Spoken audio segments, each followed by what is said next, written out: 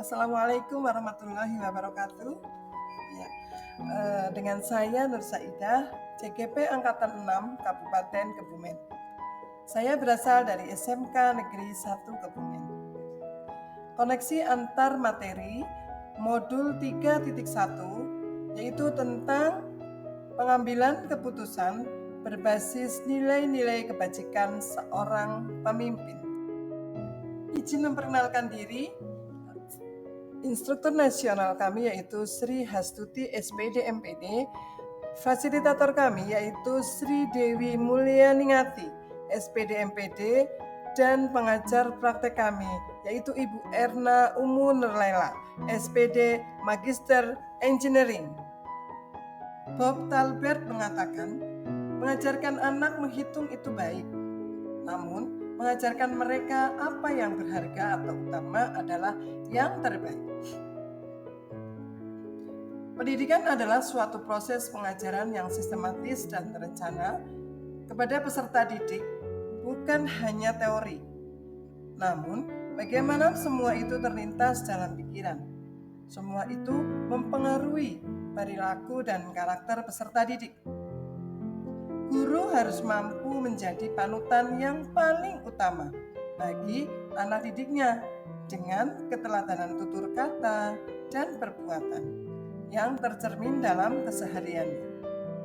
Menjadi seorang pendidik berarti kita siap menjadi teladan dalam segala kebajikan bagi peserta didik dan seluruh warga sekolah, termasuk lingkungan tempat tinggal kita.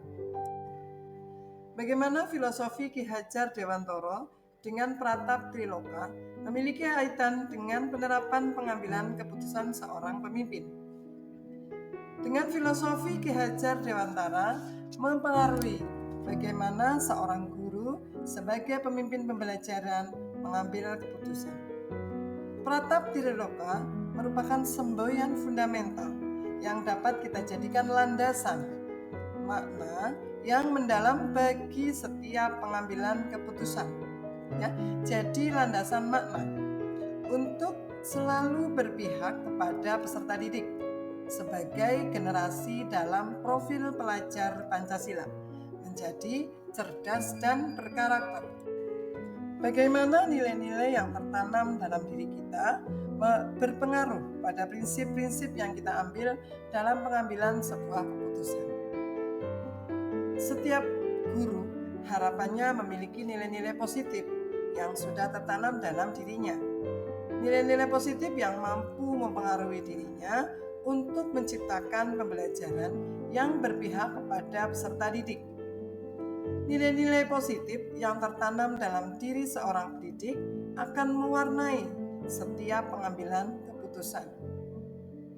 Sebagai manusia yang beragama, kita yakin apapun yang kita lakukan kelak akan dimintai pertanggungjawaban.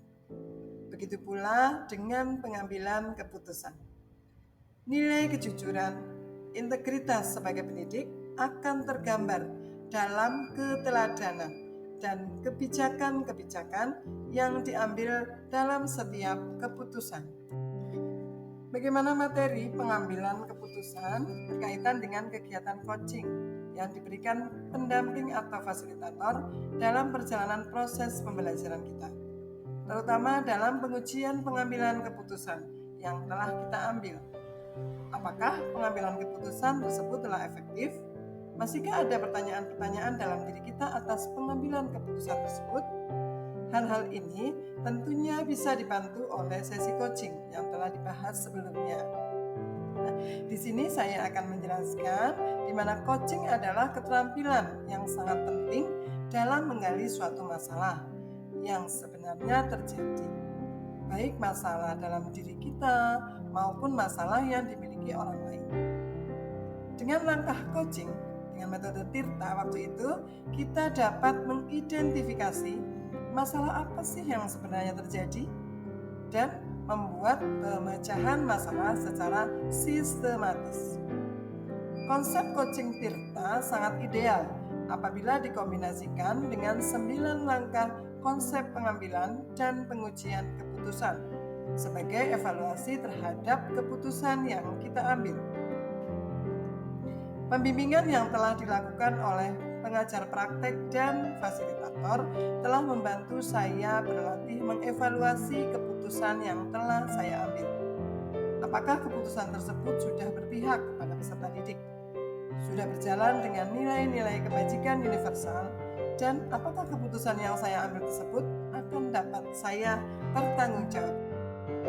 Bagaimana kemampuan guru dalam mengelola dan menyadari aspek sosial emosionalnya akan berpengaruh terhadap pengambilan sebuah keputusan masalah dilema etika?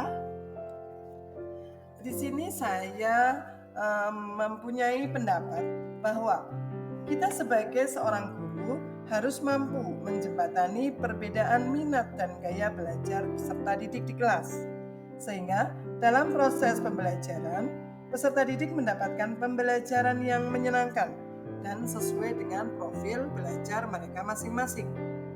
Untuk itu, diperlukan pengambilan keputusan yang tepat agar seluruh kepentingan peserta didik dapat terakomodir dengan baik. Kompetensi sosial dan emosional diperlukan agar guru dapat fokus memberikan pembelajaran dan dapat mengambil keputusan dengan tepat dan bijak. Sehingga dalam mewujudkan merdeka belajar di kelas maupun di sekolah. Bagaimana pembahasan studi kasus yang fokus pada masalah moral atau etika? Kembali kepada nilai-nilai yang dianut seorang pendidik. Saya berpendapat bahwa keberpihakan dan mengutamakan kepentingan peserta didik dapat tercipta dari tangan pendidik yang mampu membuat solusi yang tepat dari setiap permasalahan yang terjadi. Guru yang mampu melihat permasalahan dari berbagai kacamata dan guru yang dengan tepat mampu membedakan apakah permasalahan yang dihadapi termasuk dilema etika ataukah rujukan moral. Seorang guru ketika dihadapkan dengan kasus-kasus yang fokus terhadap masalah moral dan etika, baik secara sadar ataupun tidak, akan terpengaruh oleh nilai-nilai yang dianutnya. Nilai-nilai yang dianutnya akan berpengaruh dirinya dalam mengambil sebuah keputusan. Jika nilai-nilai yang dianutnya nilai-nilai positif, maka keputusan yang diambil akan tepat, benar, dan dapat dipertanggungjawabkan. Dan begitupun sebaliknya, jika nilai-nilai yang dianutnya tidak sesuai dengan kaidah moral, agama, ataupun norma, maka keputusan yang diambil lebih cenderung hanya benar secara pribadi dan tidak sesuai harapan kebanyakan pihak. Bagaimana pengambilan keputusan yang tepat? Tentunya berdampak pada terciptanya lingkungan positif, kondusif, aman, dan nyaman. Nah, di sini saya akan memberikan sebuah pemahaman atau argumen gitu ya. Pengambilan keputusan yang tepat terkait kasus-kasus pada moral atau etika hanya dapat dicapai jika dilakukan melalui 9 langkah pengambilan dan pengujian keputusan. Dapat dipastikan bahwa jika pengambilan keputusan dilakukan secara akurat melalui proses analisis kasus yang cermat dan sesuai dengan 9 langkah tersebut, maka keputusan tersebut diyakini akan mampu mengakomodasi semua kepentingan dari pihak-pihak yang terlibat. Maka hal tersebut akan berdampak pada terciptanya lingkungan yang positif, kondusif, aman, dan nyaman. Apakah tantangan-tantangan di lingkungan Anda untuk dapat menjalankan pengambilan keputusan terhadap kasus-kasus dilema etika? Adakah kaitannya dengan perubahan paradigma di lingkungan Anda? Nah, saya di sini akan menjelaskan tentang pengambilan keputusan berlandaskan 3 prinsip penyelesaian dilema. Mana yang akan dipakai? Berpikir berbasis hasil akhir, berpikir berbasis peraturan, atau berpikir berbasis rasa peduli. Semua tergantung situasi dan kondisi yang ada. Namun, setiap keputusan pasti ada resiko, pro dan kontra. Hal ini menjadi salah satu tantangan. Tantangan yang saya hadapi dalam pengambilan keputusan terhadap kasus-kasus dilema etika adalah saya belum dapat memuaskan semua pihak, sehingga ini merupakan ganjalan bagi saya. Namun, 9 langkah pengambilan keputusan yang saya coba lakukan dapat meminimalkan perasaan tidak nyaman tersebut.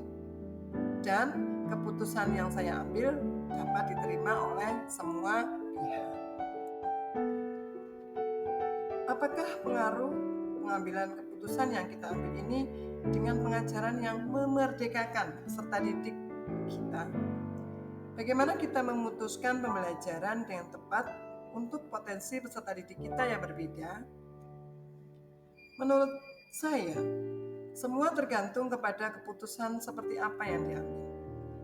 Apabila keputusan tersebut sudah berpihak kepada peserta didik, dalam hal ini tentang metode yang digunakan seorang guru, media pembelajaran ataupun sistem penilaian yang dilakukan yang sudah sesuai dengan kebutuhan siswa, maka hal ini akan dapat memerdekakan peserta didik dalam belajar. Dan pada akhirnya peserta didik dapat berkembang sesuai dengan potensi dan kodratnya. Namun sebaliknya, apabila keputusan tersebut tidak berpihak kepada peserta didik, dalam hal tadi ada metode, media, penilaian dan lain sebagainya, maka kemerdekaan peserta didik hanya sebuah omdo atau omong kosong. Dan tentunya peserta didik tidak akan berkembang sesuai dengan potensi dan kodratnya. Bagaimana seorang pemimpin pembelajaran dalam mengambil keputusan dapat mempengaruhi kehidupan atau masa depan peserta didik? Ketika guru sebagai pemimpin pembelajaran melakukan pengambilan keputusan yang memerdekakan dan berpihak kepada peserta didik, maka dapat dipastikan murid-muridnya akan belajar menjadi orang-orang yang merdeka, kreatif, inovatif dalam mengambil keputusan yang menentukan bagi masa depan mereka sendiri. Di masa depan mereka akan tumbuh menjadi pribadi-pribadi yang matang, penuh pertimbangan, dan cermat dalam pengambilan keputusan-keputusan penting bagi kehidupan dan pekerjaannya. Apakah kesimpulan akhir yang dapat Anda tarik dari pembelajaran modul teori ini dan keterkaitannya dengan modul-modul sebelumnya? Di sini saya dapat menyimpulkan dari pembelajaran modul ini dikaitkan dengan modul-modul sebelumnya, untuk pengambilan keputusan adalah sebuah kompetensi atau skill yang harus dimiliki oleh seorang guru dan harus berlandaskan pada filosofi Ki Hajar Dewantara yang diaitkan sebagai pemimpin pembelajaran. Pengambilan keputusan harus berlandaskan pada budaya positif dan menggunakan alur baja yang akan mengantarkan pada lingkungan positif, kondusif, aman atau nyaman, atau kondisi well-being. Dalam pengambilan keputusan, seorang guru harus memiliki kesadaran penuh untuk mengantarkan muridnya menuju profil pelajar Pancasila. Dalam menuju profil pelajar Pancasila, ada banyak dilema etika dan bujukan moral, sehingga diperlukan panduan 9 langkah pengambilan dan pengujian keputusan untuk memutuskan dan memecahkan suatu masalah, agar keputusan tersebut berpihak kepada murid demi terwujudnya merdeka belajar. Sejauh mana pemahaman Anda tentang konsep-konsep yang telah Anda pelajari di modul ini, yaitu dilema etika atau bujukan moral, 4 paradigma pengambilan keputusan, 3 prinsip pengambilan keputusan, dan 9 langkah pengambilan pengujian keputusan. Adakah hal-hal yang menurut Anda di luar dugaan? Nah, di sini ada 4 paradigma pengambilan keputusan, yaitu individu lawan masyarakat, kebenaran lawan kesetiaan, keadilan lawan belas kasihan, jangka pendek lawan jangka panjang. Sedangkan 3 prinsip pengambilan keputusan, yaitu berpikir berbasis akhir, berpikir berbasis aturan, dan berpikir berbasis rasa peduli. Adapun yang terakhir yaitu 9 tahapan pengambilan dan pengujian keputusan. Yang pertama yaitu mengenali bahwa ada nilai-nilai yang saling bertentangan. Yang kedua, menentukan siapa saja yang terlibat dalam situasi ini. Yang ketiga, mengumpulkan fakta-fakta yang relevan. Yang keempat, pengujian benar atau salah. Yang kelima, pengujian paradigma benar dan salah. Yang keenam, prinsip pengambilan keputusan. Yang ketujuh, investigasi trilema. Yang kedelapan, buat keputusan. Dan yang kesembilan adalah refleksi. Hal yang menurut saya di luar dugaan adalah ternyata dalam pengambilan keputusan bukan hanya berdasarkan sesuai pemikiran saja, namun ada hal-hal tersebut tadi. Selama ini saya berpikir terlalu cepat dan reaktif, sehingga keputusan yang saya ambil perlu ditinjau kembali agar tidak merugikan banyak orang. Sebelum mempelajari modul ini, pernahkah Anda menerapkan pengambilan keputusan sebagai pemimpin dalam situasi moral dilema? Bila mana pernah, apa bedanya dengan apa yang pelajari dengan modul ini? Sebelum mempelajari modul ini, saya pernah mengambil keputusan dengan situasi dilema etika, namun tidak mengikuti 9 langkah karena memang saya belum paham. Keputusan yang saya ambil biasanya hanya dari 2 hal. Yang pertama, saya harus memperhatikan peraturan, dan yang kedua, saya berpikir keputusan itu tidak akan merugikan banyak orang. Tidak melakukan uji ini benar ataupun salah. Dalam modul ini saya belajar langkah-langkah pengambilan keputusan dengan tepat dan akurat. Karena ada 5 uji benar atau salah.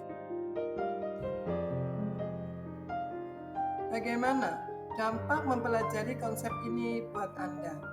Perubahan apa yang terjadi pada cara Anda dalam mengambil keputusan sebelum dan sesudah mengikuti pembelajaran modul ini? Nah, setelah mempelajari modul 3.1 ini, banyak ilmu yang saya terima. Dan insya Allah nanti sangat bermanfaat untuk hari ini dan masa yang akan datang. Konsep yang akan saya pelajari memberikan dampak yang luar biasa pada pola pikir saya. Sebelum belajar tentang modul ini, saya hanya berpikir pengambilan keputusan terhadap peraturan ataupun regulasi. Ternyata banyak hal. Ada 4 paradigma, ada 3 prinsip, dan ada 9 langkah pengujian ataupun pengambilan. Sehingga saya lebih yakin dengan apa yang sudah saya tetapkan sebagai sebuah keputusan.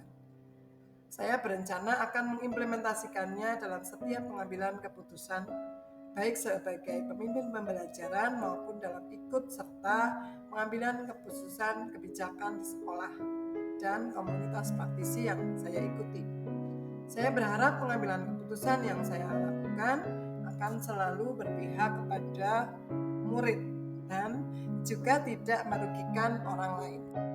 Seberapa penting mempelajari topik modul ini bagi Anda sebagai seorang individu dan Anda sebagai seorang pemimpin? Bagi saya, materi modul 31 itu sangat penting dan bermakna.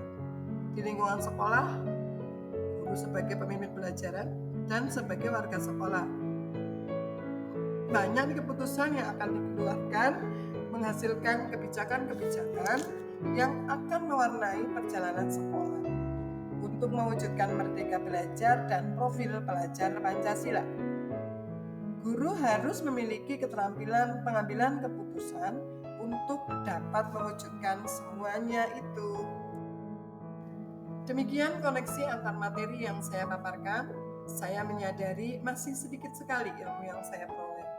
Untuk itu mohon masukan dan informasi yang mendalam untuk perbaikan. Saya berharap selalu dapat memperbaiki proses menjadi lebih baik. Karena saya yakin proses tidak akan mengkhianati hasil. Guru tergerak, bergerak, dan menggerakkan. Guru bergerak, Indonesia maju. Terima kasih, banyak salah kata saya, Nur Saidah. Assalamualaikum warahmatullahi wabarakatuh.